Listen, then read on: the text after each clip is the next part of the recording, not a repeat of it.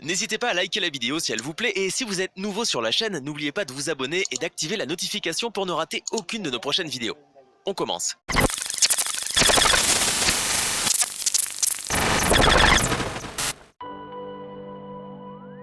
Le président du FC Barcelone, Joan Laporta, a visiblement changé son fusil d'épaule puisqu'il n'est pas contre une prolongation d'Ousmane Dembélé.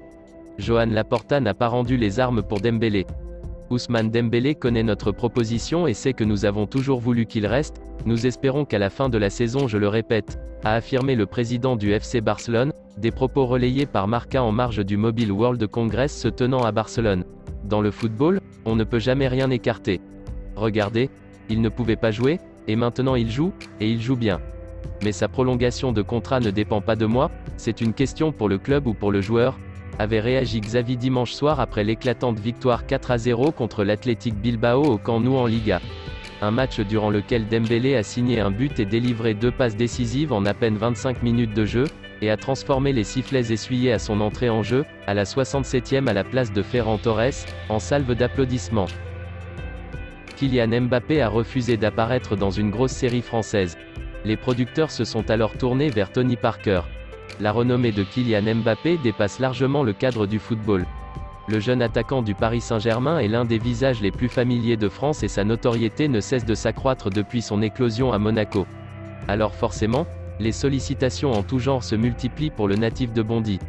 Invité de France Inter, Dominique Benessard a révélé que Kylian Mbappé avait été approché pour participer à la série 10%, on lui a proposé d'être dans 10%, et il n'était pas libre.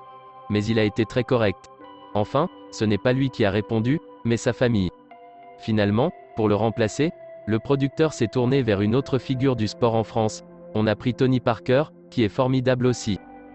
Au moment d'expliquer son choix, Dominique Benessard a parlé du charisme de Kylian Mbappé. Je ne suis pas du tout intéressé par le football, mais lui, je le regarde. Les sportifs n'ont pas toujours inventé le fil à couper le beurre et lui, je le trouve brillant. Comme un saint, il y a quelque chose d'un peu divin chez ce garçon. Et puis, on sent une bonté. On sent qu'il connaît son époque, de beaux compliments pour l'attaquant du Paris Saint-Germain. Pour résumer, Kylian Mbappé a été approché par les producteurs de 10% pour faire une apparition dans la série française. Finalement, devant le refus de l'attaquant parisien, ces derniers se sont tournés vers Tony Parker.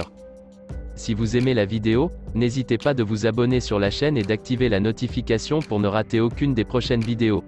Et dites-moi en commentaire vos opinions sur mes vidéos. Portez-vous bien et que la paix soit sur vous.